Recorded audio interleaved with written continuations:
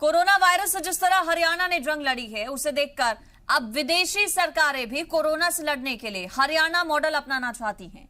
इसी कड़ी में आज थाईलैंड की सरकार ने वीडियो कॉन्फ्रेंसिंग के जरिए हरियाणा सरकार से कोरोना पर काबू पाने के लिए टिप्स ली। चंडीगढ़ में इस बैठक में हरियाणा के स्वास्थ्य मंत्री अनिल विज समेत स्वास्थ्य विभाग के तमाम बड़े अधिकारी भी मौजूद रहे। वेबिनार के जरिए थाईलैंड सरकार को बताया गया कि किस तरह से हरियाणा सरकार ने कोरोना पर काबू पाया और क्या कुछ कदम उठाए गए हरियाणा सरकार की तरफ से कोरोना की रोकथाम के लिए। हरियाणा मॉडल का जिक्र न सिर्फ देश में बल्कि विदेशों में भी, और यही वजह कि थाईलैंड सरकार की तरफ से हरियाणा सरकार से टिप्स लिए जा रहे हैं कोविड कंट्रोल को लेकर।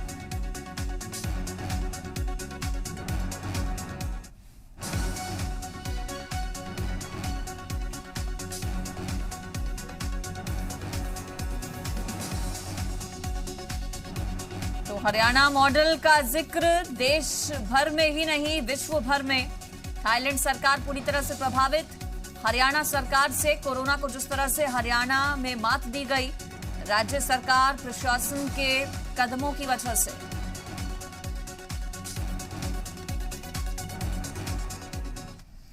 टोक्यो ओलंपिक में गोल्ड मेडल विजेता नीरज चोपड़ा का लगातार स्वागत हो रहा है। आज नीरज चोपड़ा ने चंडीगढ़ में सीएम मनोहर लाल से मुलाकात की। ये मुलाकात चंडीगढ़ स्थित सीएम आवास पर हुई। मुख्यमंत्री की ओर से नीरज को सम्मानित किया गया। सीएम मनोहर लाल ने बताया कि इस दौरान खेल समेत कई विषयों पर विस्तार से चर्चा हुई। मुख्यमंत्री ने कहा कि नीरज चोपड़ा को हरियाणा में खेल गतिविधियों को बढ़ावा देने के लिए एक पोस्ट भी ऑफर की गई है। मुख्यमंत्री ने कहा कि टोक्यो ओलंपिक में जिस तरह से मेडल टैली में हरियाणा का योगदान सबसे ज्यादा रहा, उससे हरियाणवी होने के चलते सीना चौड़ा हो जाता है। तुम हरियाणा को देश का खेलों का हब बनाना चाहते हैं, और खेलों का हब तभी बनेगा जब हमारे ये होनहार खिलाड़ी ये भी सब उसमें सहयोगी की भूमिका निभाएंगे और अपना दायित्व समझ करके इस युवा पीढ़ी में अधिक से अधिक और नए खिलाड़ी आगे बढ़ करके कैसे देश के लिए मेडल की टैली को बढ़ा सकते हैं। हरियाणा में हम देश में बहुत अच्छा स्थान रखते हैं। अपने देश के रैंक को और आगे कैसे बढ़ाया जाए और जो बड़ी टैली वाले जितने देश हैं उसके साथ कैसे सम्मिलित किया जाए, इसमें हरियाणा अपनी भूमिका निभाएगा। और हरियाणा को भूमिका निभाने में हमारे जो खिलाड़ी हैं नीरज चोपड़ा जैसे, ये जरूर उसमें अग्रसर होकर के सहयोगी बनेंगे।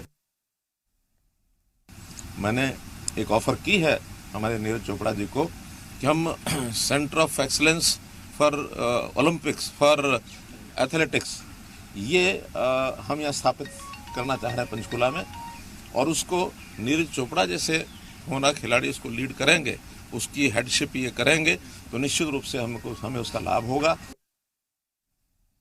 बिल्कुल मैं आर्मी में बात करूंगा, और खेल के लिए मैं वही सोच रहा हूं कि खेल के लिए पहले तो मुझे खुद अभी खेल करना है, और मेरे पास अभी काफ़ी टाइम है कि मैं इस बारे में सोच सकूं। तो मैं बिल्कुल जो मुझे ये मिला है तो मैं अपनी तरफ से पूरा योगदान दूंगा कि मैं हरियाणा और इंडियन स्पोर्ट्स को ऊपर उठा सकूं। अगला टारगेट अभी अगले साल मेरी वर्ल्ड चैंपियनशिप है, कॉमनवेल्थ और एशियन गेम्स है, तो उसमें पूरा अपना मेहनत करके उसमें मेडल लेकर आने की कोशिश करेंगे। मुख्यमंत्री मनोहर लाल हमारे साथ है। सर, एक बहुत अच्छी शुरुआत आपने पूरे एक सेकंड पूरी शुरुआत की थी आपने, और आज उस पूरे वादे को आप सोनीपत में भी निभाने वाले हैं। और आज जिस तरह से पूरी बातचीत की जाए, आपने अच्छे से सम्मान किया। सर, आज वादा पूरा करेंगे, क्या कुछ आश्वासन दिया गया? नीरज ने कितनी खुशी जताई? देखिए, नीरज को मैंने बधाई दी है। वो हमारा हरियाणा का गौरव है, देश का हमारा ये स्वर्ण पुत्र है, और उन्होंने कुछ सुझाव दिए हैं, बाकी खिलाड़ियों ने सुझाव दिए हैं। हम डिपार्टमेंट में बैठ करके विचार करके और जो खेल के लिए लाभदायक होगा वो सब करें। हरियाणा का सीना चौड़ा हो जाता है, 50% कंट्रीब्यूशन हरियाणा का है सर पूरे मेडल टैली हम देखें। निश्चित रूप से हरियाणा का गौरव है, और हरियाणा को और आगे बढ़ाएंगे। हरियाणा को आगे बढ़ाया जाएगा, और निश्चित तौर पर मुख्यमंत्री मनोहर लाल साफ तौर पे कह रहे हैं कि हरियाणा के लिए प्राउड मूवमेंट की बात है, और ये मूवमेंट आगे भी जारी रहेगा और हरियाणा को प्रोत्साहन मिलता रहेगा। कैमरामैन प्रमोद के साथ विनोद लांबा, जी मीडिया, चंडीगढ़। टोक्यो ओलंपिक में देश के लिए गोल्ड मेडल जीतने वाले नीरज चोपड़ा हरियाणा के राज्यपाल बंडारू दत्तात्रेय से भी मिलने पहुंचे। राजभवन में नीरज चोपड़ा का राज्यपाल बंडारू दत्तात्रेय ने शानदार स्वागत किया और उन्हें जीत के लिए शुभकामनाएं दी। ये तस्वीर उस दौरान की जब राजभवन पहुंचकर राज्यपाल बंडारू दत्तात्रेय से मुलाकात नीरज चोपड़ा ने की। राज्यपाल की तरफ से को सम्मानित किया गया। शान बन चुका, हरियाणा का छोरा पूरे देश की शान बन चुका है। और नीरज चोपड़ा लगातार आज जो हरियाणा के बड़े हैं, वीआईपीज हैं, चाहे मुख्यमंत्री हो, गवर्नर साहब हो, तो सबसे मुलाकात कर रहे हैं। नीरज भाई, कैसा पूरा सफर रहा है? किस तरह का वेलकम सीएम साहब द्वारा मिला, गवर्नर साहब द्वारा मिला?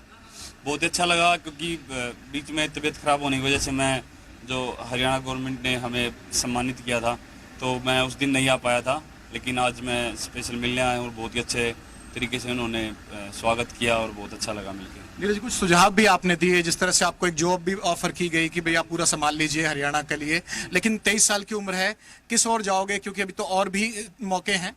बिल्कुल वही सीएम साहब से यही बात हुई थी कि अभी तो मैं भी पूरा अपना फोकस कर रहा हूँ, अगले मेरे गेम्स आ रहे हैं जो भी, और उसके बाद ही हम पूरा इस बारे में बात करेंगे।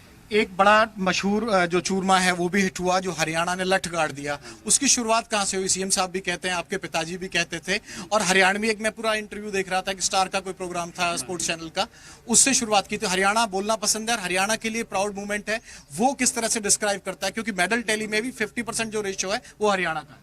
बिल्कुल, हरियाणा का तो किसी भी गेम्स में आप देखोगे एक अलग से मेडल टैली में एक अलग से हरियाणा के एथलीट्स का सहयोग रहता है।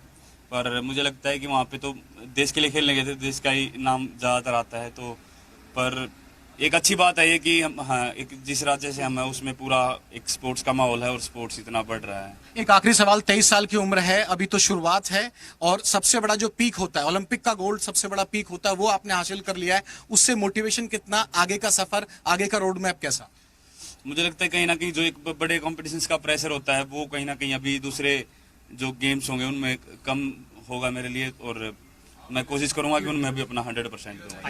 नीरज चोपड़ा तमाम जो मुलाकात हैं वो सिलसिला अपना जारी रखे हुए हैं। जी मीडिया से एक्सक्लूसिव बातचीत की है, और मुख्यमंत्री के साथ मुलाकात हुई, गवर्नर साहब के साथ मुलाकात हुई, और चंडीगढ़ में जो 13 तारीख का कार्यक्रम था उसमें नहीं आने के बाद नीरज चोपड़ा ने आगे का रोड मैप भी बताया, और आगे जैसे वर्ल्ड चैंपियनशिप और तमाम जो मुकाबले हैं उनको लेकर भी तैयार दिख रहे हैं। कैमरामैन प्रमोद के साथ विनोद लांबा, जी मीडिया, चंडीगढ़। प्रधानमंत्री गरीब कल्याण योजना के तहत हरियाणा के सभी जिलों में 18 और 19 अगस्त को अन्नपूर्णा उत्सव मनाया जा रहा है। अंबाला में इस योजना की शुरुआत पूर्व केंद्रीय राज्य मंत्री रतनलाल कटारिया और विधायक असीम गोयल ने गरीबों को राशन बांटकर की। उन्होंने सरकार की योजना को विश्व की सबसे बड़ी अन्न योजना बताया। सरकार का दावा है कि हरियाणा में 27 लाख परिवारों के 1.22 करोड़ सदस्यों को इस योजना के तहत राशन दिया जाएगा। योजना के तहत राशन पाने वाले लाभान्वित लोगों ने कहा कि सरकार की योजना से उन्हें काफी लाभ होगा।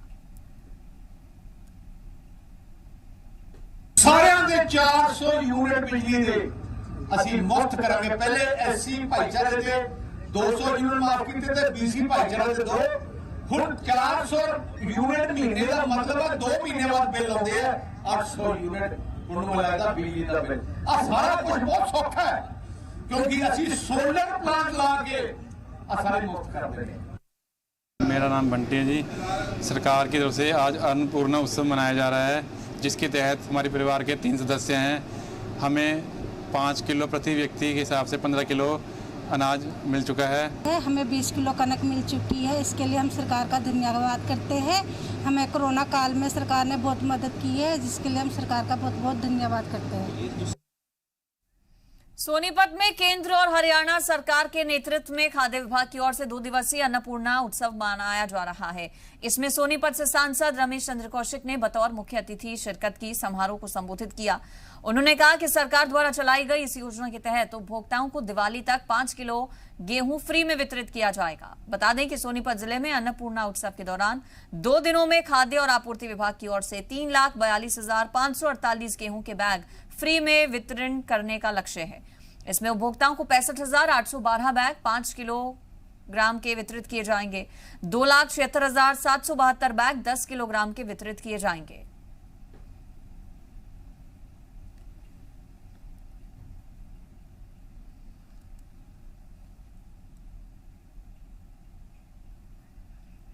अन्नपूर्णा योजना 2 दिन तक चलेगी। हरियाणा के सभी जिलों में शुरुआत इसकी आज से हो गई है। आज और कल मुफ्त में राशन बांटा जाएगा। जो गरीब परिवार हैं उनको सभी जिलों में इसकी शुरुआत आज से हो गई है। लाभान्वित इससे बड़ी संख्या में जो गरीब परिवार हैं उनके सदस्य होंगे।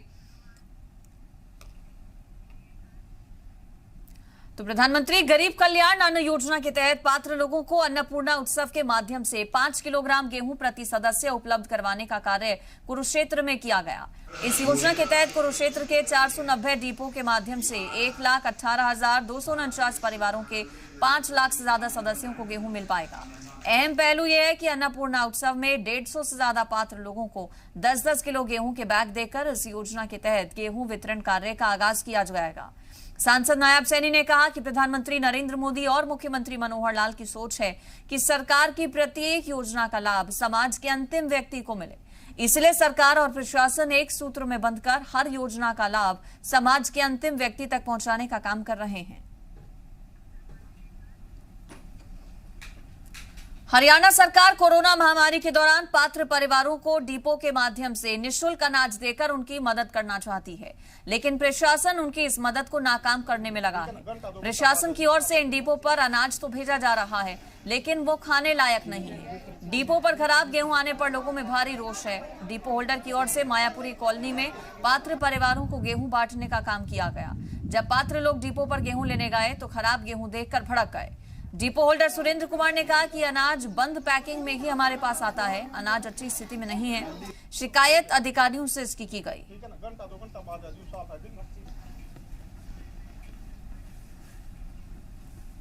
खबर महेंद्रगढ़ से, जहां चोरों के निशाने पर दुकान है। चोरों की वारदात को अंजाम देकर चोर मौके से फरार हो गए। 2 युवकों की तरफ से कहा जा रहा है कि चोरी की घटना को अंजाम दिया। ये पूरी वारदात वहां लगे सीसीटीवी में कैद हो गई। दुकान मालिक ने पुलिस को शिकायत दी है। घटनास्थल पर पहुंचकर पूरे मामले की जांच शुरू कर दी है पुलिस ने। चोरों के हौसले बुलंद, चोरी की वारदात को अंजाम दुकान पर दिया गया चोरों की तरफ से।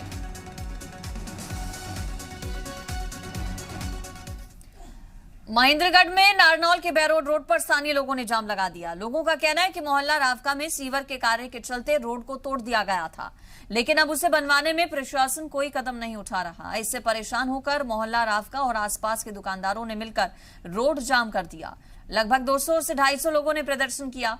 मौके पर पहुंचे सिटी एसएचओ कृपाल सिंह के आश्वासन के बाद लोगों ने जाम खोला।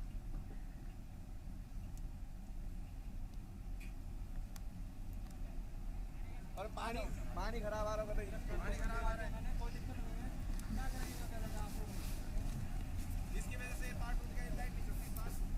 हिमाचल के ऊपरी क्षेत्रों में भूस्खलन की लगातार हो रही घटनाओं को देखते हुए केंद्र सरकार की विभिन्न एजेंसियां हरकत में अब आ गई हैं। किन्नौर के निगुलसरी में हाल ही में हुए हादसे में जिस तरह से तस्वीर सामने आई, उसके बाद एजेंसीज एक्शन में हैं। निरीक्षण और अध्ययन करने पहुंचे ministry of road transport and highway, DRO के वैज्ञानिक और नेशनल हाईवे के अधिकारियों ने घटनास्थल पर पहुंचकर मुआयना किया। किन्नौर हादसे के बाद वैज्ञानिक मौके पर पहुंचकर चट्टानों का अध्ययन कर रहे हैं ताकि भविष्य में हादसों को रोका जा सके, नुकसान कम हो। वैज्ञानिकों ने चट्टानों का निरीक्षण और अध्ययन कर डेटा भी इकट्ठा किया। जल्द रिपोर्ट तैयार करके दुर्घटनाओं को रोकने और कम करने के निर्देशित कार्यों को अंजाम दिया जाएगा। टीम ने अन्य संभावित खतरे वाले स्थानों का भी निरीक्षण किया। Chief engineer ministry of road transport and highway, DRDO के representative scientist, RO ministry, chief engineer national highway, superintending engineer national highway तथा उनके साथ आए हुए बाकी टीम, इन सब ने इस दुर्घटना स्थल का निरीक्षण किया। तो उन्होंने यहाँ की डिटेल इंस्पेक्शन कर ली है। फील्ड से जो डाटा चाहिए था वो उन्होंने ले लिया है। इसके बेस पर वो अपनी साइंटिफिक स्टडी करके हमें रिपोर्ट सबमिट करेंगे ताकि हम अकॉर्डिंगली यहाँ पर काम कर सकें। रुकेंगे एक छोटे से ब्रेक के लिए।